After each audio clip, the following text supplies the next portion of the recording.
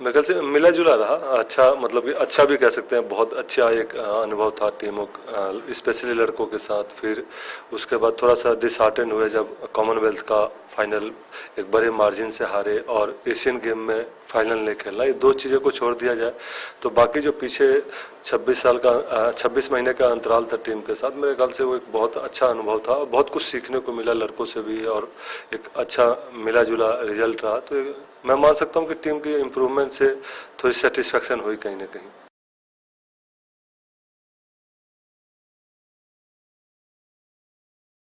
मेरे ख्याल से जो वीकनेस अभी भी है, जो स्मॉल स्मॉल सिली मिस्टेक्स जो अपने डी के अंदर करते हैं, जिसके वजह से प्लेंटी कॉर्नर कंसीड करना, गोल जल्दी कंसीड कर लेना, वो एक वीकनेस थी टीम का।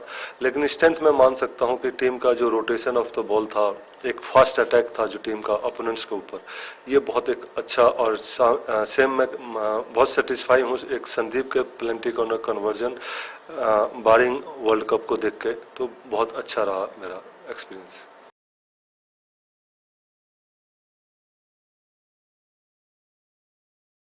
मेरा जो मानना है कि हिंदुस्तान की हॉकी के लिए हिंदुस्तान का कोच एक चाहिए और एक छोटे मोटे मतलब 1 या 2 महीने के लिए एक लंबा पीरियड के लिए उसको देना चाहिए। और लेकिन अगर फॉरेन कोच चाहिए तो किसी एक्सपर्टाइज की हैसियत से लेके आया जाए तो टीम को उससे बहुत सारे फायदे होंगे। या तो फिर पूरा फॉरेन का एक सेटअप ही लेके आया जाए तो फिर तो समझ में आता है, उसको आप इंडियन कोचेज चूज करने का फ्रीडम दीजिए, फिर उसके स्टाफ को चूज करने का दीजिए।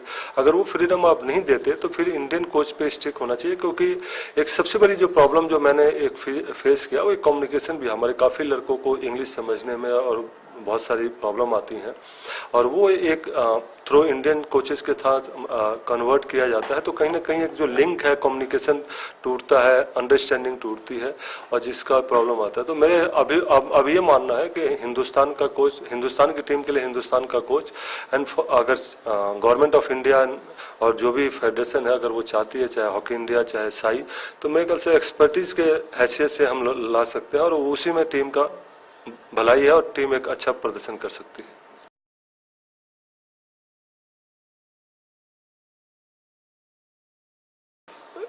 नहीं, मैं अब नहीं जाऊंगा, क्योंकि जब मेरे को कल एक हॉकी इंडिया का एजीएम का मेरे को वो मिला है, एक एजीएम की जो नोटिफिकेशन है जिसमें क्लियरली लिखा हुआ है कि फॉरेन कोच चीफ कोच होगा। और मैं ऑलरेडी पहले भी अपना एक वक्तव्य रख चुका हूँ हॉकी इंडिया के और पूरे देशवासियों के सामने कि हरिंदर सिंह अब किसी के अंडर काम नहीं करेंगे। अगर मेरे पे भरोसा है तो मेरे को टीम दी जाए, मैं टीम को जो एक्सपेक्टेशन रिजल्ट है उससे ज़्यादा करके देने को मैं तैयार हूँ। लेकिन मैं अब किसी को फॉरेन कोच का, या फिर अगर ऑलरेडी एजीएम में ये पास हो चुका है कि फॉरेन कोच की भी साथ में हिमायती चल रही है, तो फिर मैं उस डार्क में काम नहीं करना चाहता कि 6 महीने के बाद फिर मेरे को बुला लिया जाए और ये कह दिया जाए कि अब तो फॉरेन कोच आ गया, आप उसके अंदर काम कीजिए। हरिंदर सिंह अब किसी के अंदर काम करने के लिए न तैयार हैं और न काम करेंगे।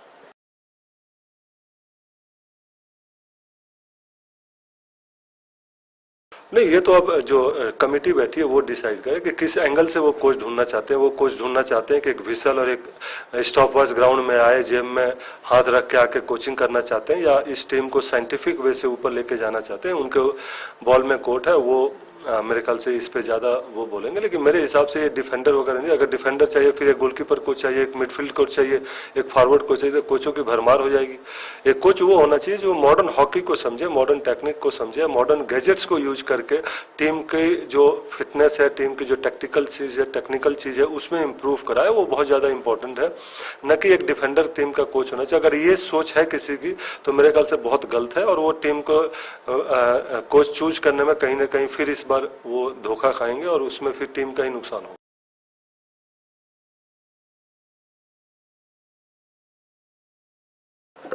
मेरे को तो ये नहीं पता कि इंडियन हॉकी को कितना फायदा है और उससे रिकॉग्निशन मिलेगी या नहीं मिलेगी, लेकिन मैं इस बात से जरूर खुश हूँ जो एक आप ही लोगों की मीडिया के थ्रू मेरे को पता चल रहा है कि प्लेयरों को पैसा मिल रहा है। ये एक बहुत बड़ा एक मुद्दा है। अब पैसा आएगा तो शोहरत आएगी और ये उस स्पोर्ट्स का बहुत बड़ा मेरे ख्याल से प्रमोशन होता है। और क्रिकेट एक बहुत बड़ा मिसाल है, अपना बास्केटबॉल टीम बहुत बड़ी जो एनबीए होती है उस टीम। तो मेरे को लगता है कि कहीं ना कहीं इससे प्लेयर को जो पैसा मिलेगा उससे हॉकी को फायदा होगा। और मेरे को खुशी इस बात की सबसे ज़्यादा है कि आज की डेट में प्लेयरों को पैसा मिल रहा है।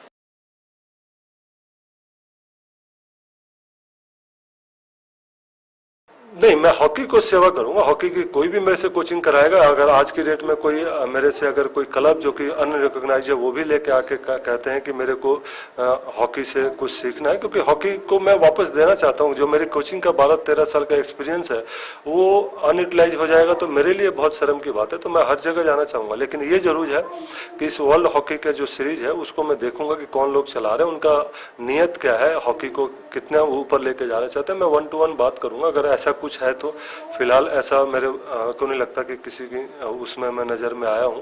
अगर मैं आया हूं तो नेचुरल है, उसको मैं बैठ के 1-to-1 बात करूंगा कि किस मुद्दे से वो काम करना चाहते हैं, कितना लड़कों को इससे फायदा कराना चाहते हैं, क्योंकि लड़कों का पैसा मिलना बहुत बड़ा एक मुद्दा है।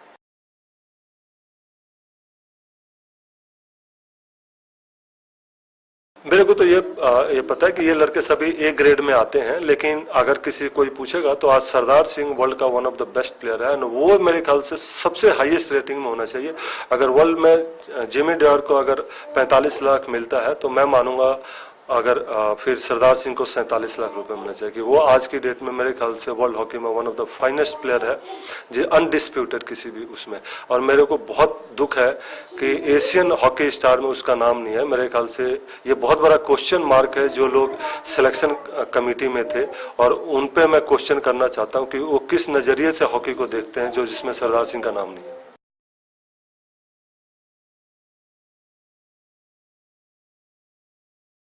ये तो मेरे ख्याल से उतना ही इम्पोर्टेंट है जितना 2006 में हम लोग 2008 बीजिंग के लिए क्वालिफाई नहीं किए थे, और उसकी प्रिपरेशन मैं उस समय भी बोला था, वो नवंबर का महीना था, उसी के बाद स्टार्ट हो जाना चाहिए। वो हमने बर्बाद किया और अप्रैल में स्टार्ट किया अपना प्रिपरेशन। वो मेरे ख्याल से सेम स्टाइल में हम लोग चले गए हैं। ये लास्ट 3-4 मंथ्स हम लोग वेस्ट कर रहे हैं, क्योंकि ओलंपिक क्वालिफाइंग एंड फिर ओलंपिक, लंदन ओलंपिक में जाना हमारा मेन ध्येय है। और मेरे ख्याल से वो बहुत बड़ा इंपॉर्टेंट है, क्योंकि एक ओलंपिक हम लोग मिस कर चुके हैं। दूसरे ओलंपिक को मिस करने का मेरे ख्याल से हमारे पास ना इतनी शक्ति है और ना फिर हम लोग कुछ कर सकते हैं। तो उस हिसाब से जितनी जल्दी इस टीम पे प्रिपरेशन पे काम किया जाए उतना जरूरी है, और इस टीम को साइंटिफिक वे से ट्रेन करके तैयार करना लंदन ओलंपिक के लिए वो बहुत ज़्यादा जरूरी है।